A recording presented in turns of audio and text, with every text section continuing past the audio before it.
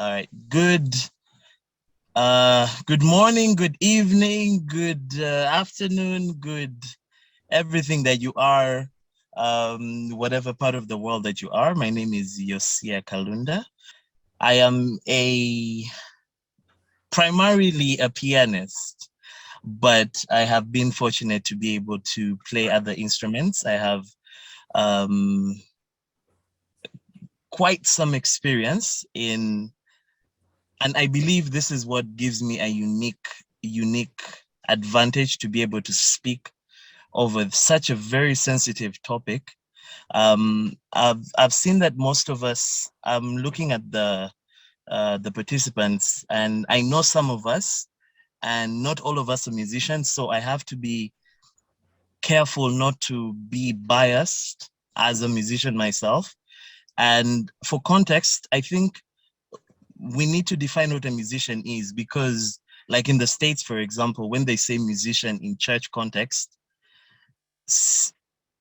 singers are not considered musicians. Like they say musicians and singers, but in other parts of the world, it's all grouped together, right? Like if I say I'm a musician and I play the triangle, or I just sing background vocals, I'm still considered a musician. So in this context, when I say musician, I'm not only meaning people that play some kind of instrument, I'm meaning everybody, whether it's singers, whether it's whatever you do in the context of church and bringing forth ministry.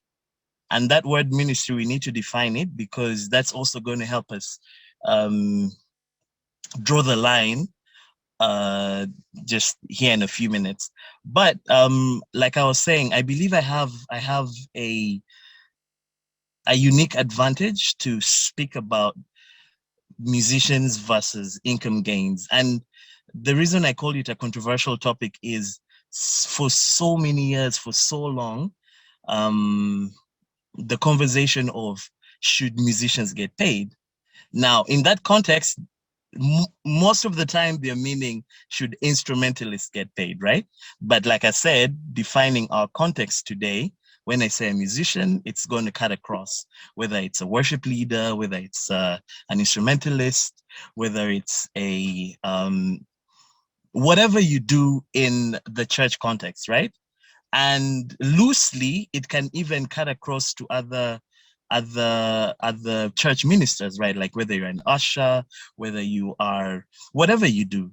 And also on the other end, some may argue that does it only have to apply to church? I will leave that to the host, Mr. Magezi.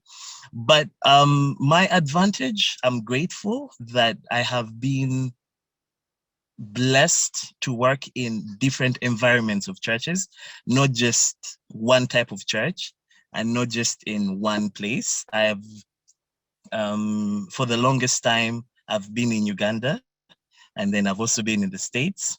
I have, uh, I've been a church minister in Asia, and I've been a church minister in Europe. So everything that we're going to share today is coming from a very broad um, spectrum, and not just looking at it from the angle of the black church or the white church. And all of this is very, very, very loosely said. Please don't quote me, but it's coming from the general church, right? The general body of Christ. When it comes to church and money, some of us may not know, and I'm not assuming that all of us are musicians, but among churches for the longest time, there's been this debate asking whether should church musicians be paid. I have heard this question asked so many times. I'm honestly very irritated right now because it's asked way too many times. Personally, I don't think that's the right question that should be asked, because there is more to that than just paying somebody, right? Let's look at it from two angles. And I want to think we know all this. You can look at playing in church as a gig, and you can also look at it as ministry or serving. Depending on what angle you look at it from, it could even be both. that will help to define how you approach this question and how you approach the way you do things in church. Let's go to the Bible for a second to give us context. In Numbers 13, I beg your pardon, Nehemiah 13 from verse 10. Now, you will have to read the whole chapter and the chapters before to get context for this. But before this, let's read the verses first. Nehemiah 13, verse 10. I also learned that the portions assigned to the Levites had not been given to them, and that all the Levites and musicians responsible for the service had gone back to their own fields. So I rebuked the officials and asked them, why is the house of God neglected? Then I called them together and stationed them at their posts. Blah, blah, blah, blah, blah, blah. That's 10 to 11. What happened here is Nehemiah was angry that the people that were supposed to be in church, the musicians, the Levites, the gatekeepers, the church ministers, the priests and everybody, because they were not receiving from the church, they had abandoned all their responsibilities and they were now in the field, or like as we say in church terms, they were working secular jobs. So Nehemiah is asking, why is that the house of the Lord neglected? Where are all these people that should be in the house of God? But for them to be in the house of God, they were supposed to receive some bread from the church. Basically, they were being paid by the church. This is Old Testament. I'll pull up another section of Nehemiah, Nehemiah 10:39, slightly down. It reads, the people of Israel, including the Levites, are to bring contribution of grain, new wine, and olive oil to the storerooms, where the articles for the sanctuary and for the ministering priests, the gatekeepers, and the musicians are also kept. We will not neglect the house of God. For the record, that big question, should musicians be paid? Should music ministers, or should any type of ministers be paid, whether it's a pastor or everybody? I believe you can never really have an answer to that, because it also depends on the conviction that you have when it comes to certain things, when it comes to things of God, when it comes to the attitude you have towards payment, and just basically how you view the things of God vis-a-vis where you stand. Personally, I say yes and no, but I'm not about to have that discussion right now, because so many of us, and looking at the people that are on here, many of us musicians have heard this conversation go, slapped left and right, and I'm not about to have that discussion right now, because everyone is entitled to what they think is right, and they're all valid answers. That's not my focus today. My focus today is, after all is said and done, what next? I'm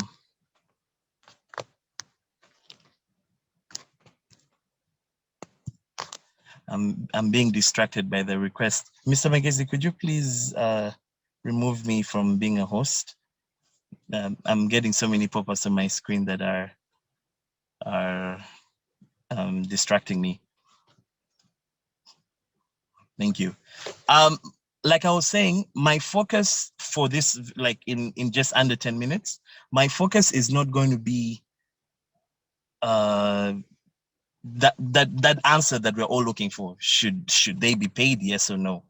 That's not my focus for today. My focus is more around, okay, after all is said and done, what next? There is more to the picture. There is more, You are more than just your gift. You are more than just the payment. You are more than just it's more than just being able to sing and woo the crowd and excite people. Yes, there's money involved, and don't get me wrong. And like I gave you my history, I've worked in like the broad spectrum. On one end, I remember at one point I was getting about $250 every Sunday, all the way to the end where I was not getting a single coin in a totally different church, totally different setting. And so I'm not I'm not picking sides. I'm not saying yes, they should be, and yes, and no, they should not be, because I've experienced both sides across the spectrum, and I have my reasons why at one point I was here and at one point I was here. We all do. That's not the answer. That's not the question for today. The question for today is, um, as a minister, as a musician, and even those of us here that are not musicians, as someone working in the vineyard, someone working in church, how can we take it more than the payment? How can we tap into the blessing, where even though person A is working at the church and he's a full-time minister, he pays his tithes, he's always around for Bible study, he's around for prayers, he's around for the prayer meetings, and he gives his offering. Even when he gets all that, how does he how do you go an extra mile? How do you push further? How do you work on your personal relationship with God? How do you work for free even when you're being paid? On on the other side, if I'm not being paid and I'm a volunteer and I'm very fine with that, how do I work, or how do I minister? Some of these words are very hard to use because the context and the meaning can be misinterpreted. But please follow me here. If I'm a full-time volunteer, how do I give my all? How do I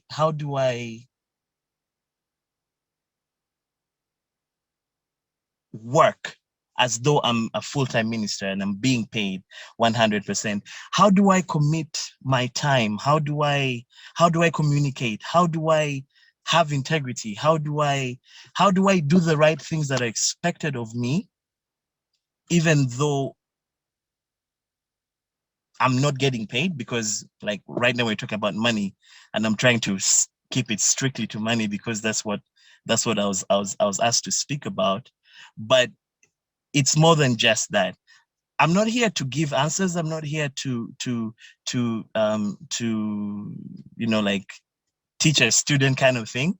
Basically, I just want to trigger us to think and to challenge ourselves that as a musician, many of us have skilled. Like we've put in the hours, we've put in the time, we've spoken, and we've our skill level is up here. But all these other aspects that go beyond your skill, like your integrity, your time, your personality, your relationship with Christ, we should actually be number one, is not at the level of our musicianship. So even though we're speaking about money, even though we're talking about um uh me as a musician, and whether I'm crying that, hey, the church across the street is paying everybody there 20,000 more than I'm getting, should that really be our focus? That's the gist of what I'm trying to bring forth. Because like I said before, there are those people who even when they're full-time ministers and they're on church payroll, um, it's not as much in Africa as it is in the States, maybe even Asia. I'll give a good example. Last year, I I was a minister in a church called Yoido Full Gospel Church, and if you Google it, you'll find out that it's the largest congregation church in the world. So here I am in a place where miraculously I've I've I've been waived the grace period, and the same week that I'm called is the same week that I'm up on a Sunday, the largest congregation church in the world, and I'm having to pay my train ticket. I'm having to find myself accommodation, and they expect me to do that week in, week out. So how do I, who's in this mega church, the largest in the world, how do I make sense of me not getting anything from the church when just a few years ago, before that, I was earning about 250 from a 100 member church, you know? So how do I make sense of all of that and not think money, but think to myself, number one, am I going to look at the church as my main source of income? Am I going to make this full time? And if so, what kind of contract should I have? How should I approach um, this full-time mentality where I don't have to get any job outside? There's an argument to that because there's people that say musicians and church ministers put in so much work every week. You know, you have preparation, you have song lists, you have all these different meetings that you have to be to. So there's a camp. I was there, that believes you need to be full-time so that you give God your 100. Then there's another camp that believes you have to work outside of church. But then that means that your input is not necessarily going to be as much as it would have been if you're full-time. And if that's the case, how do you go be like, how do you give 100 even when you're not expected to give 100%? I'm triggering us to think. I'm not giving answers. I'm not suggesting anything, because like I said, I've been on both extremes. And right now I want to think I'm more in the middle, because just because there, like I was saying, our skill level as singers, as whatever type of professional ministers in church that we are, and I say professional because like someone can be in security, church security, but he's a policeman. So would you really consider that professional work or non-professional work? I could be a pianist that has studied music. I could be a classically trained gospel jazz pianist, for example. Does that make me professional? Does that, you know, that's a whole conversation, whole other conversation. There are so many things that your gifting will take you to, but your knowledge of the word, your knowledge of your personal relationship with Christ, let me rephrase. Your gifting takes you so, your gifting cannot take you, back up. It's not enough just to be gifted. You have to top it up with your relationship with Christ, with, you know, it's much more than just your gifting in any area. And I know I'm careful to see that to many of us are not like typically musicians, but in anything you do in church, I'm assuming that our sample space is the church. But it cuts across outside church. All of this is applicable. As I wind up, let me take it from the top. I've probably been all over the place, but there are some questions that I would like us to, that I wrote down here, that will challenge us in trying to answer the question of being a musician or being a music minister versus money. Should I volunteer? Should I be full-time? Should I expect the church to pay me? How do I balance family, work, secular meaning out of church? How do I draw the line, or how do I balance all of that and not undermine my relationship with Christ and my beliefs and my what you stand for? So there are 3 questions I wrote down here that will help with triggering that. The first one, especially trying to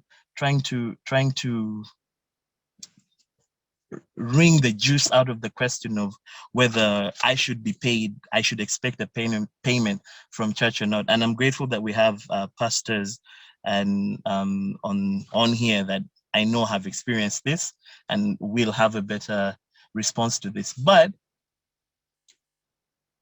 asking yourself, why would we need better musicians, right? Now there are so many answers that you can try to think of this, but are we looking to pay musicians because we need better musicianship? Do we need less distraction? Or are we looking for more? And all of these are very, very loosely stated. Do we need more anointed worship, which is still around the better musicianship question? Are we looking to better the production value of the whole worship set? Are we looking to have more attractive, like to make everything more attractive for a less churchy audience? What about paying people who work in other capacities? I know, Mr. Magezi, you targeting this to musicians, but I want us to think beyond just the musicians, right? Do you still go by the skill needed for the task? Or is it dedication? Are you following trustworthiness? Are you thinking about the importance in the church environment? Because like some people will argue that one of the reasons that this question is mostly asked about musicians is that's what we see, that's what's in front of us.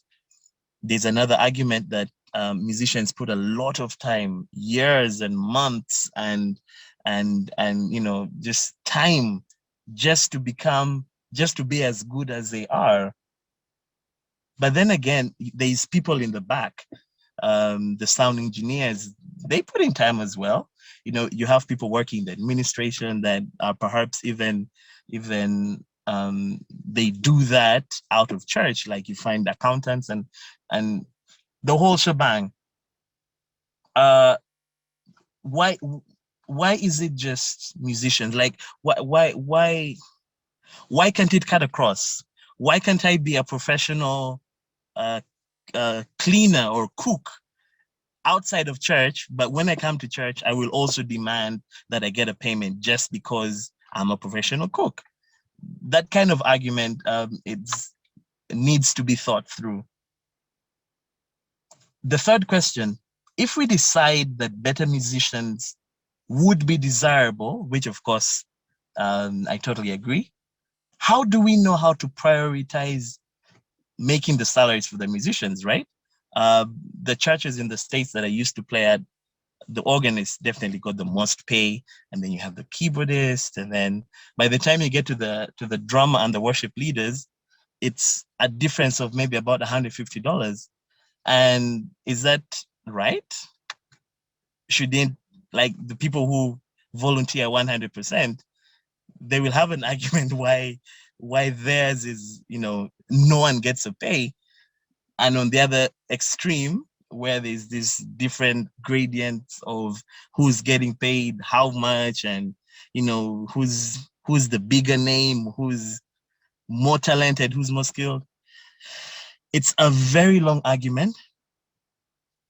We cannot exhaust it.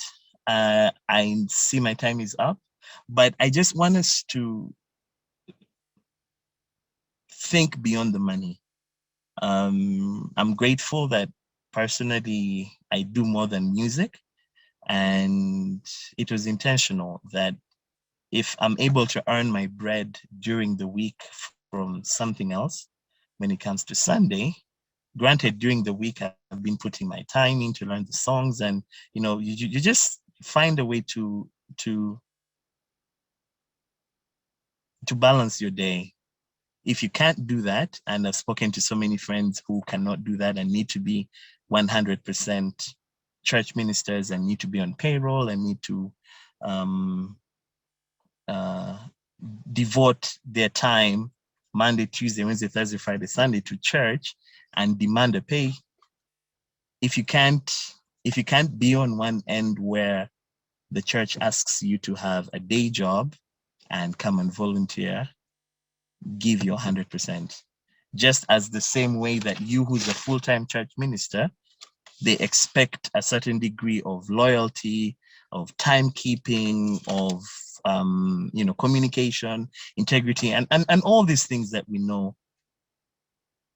Once again, I trigger us to think beyond the money, whether you're getting it or not getting it.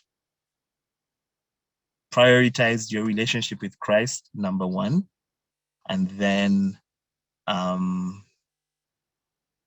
everything else should follow. Way too many times we make the money priority. I have no problem with that. Like I said, I've been there. I don't blame you. There's nothing wrong with that. But let's think beyond that. That's my submission. Thank you, everybody.